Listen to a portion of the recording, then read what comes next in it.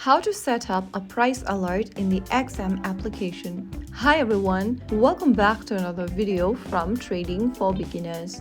If you are looking for a simple way to track your favorite trading assets, then setting up a price alert is a lifesaver for traders and beginners alike.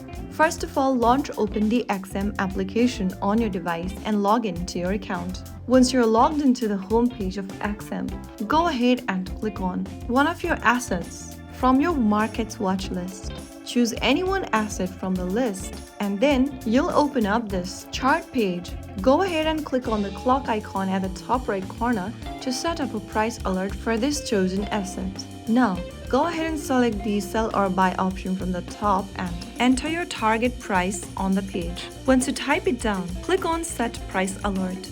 You have successfully created an alert. Your XM app will now notify you when the asset hits your chosen price.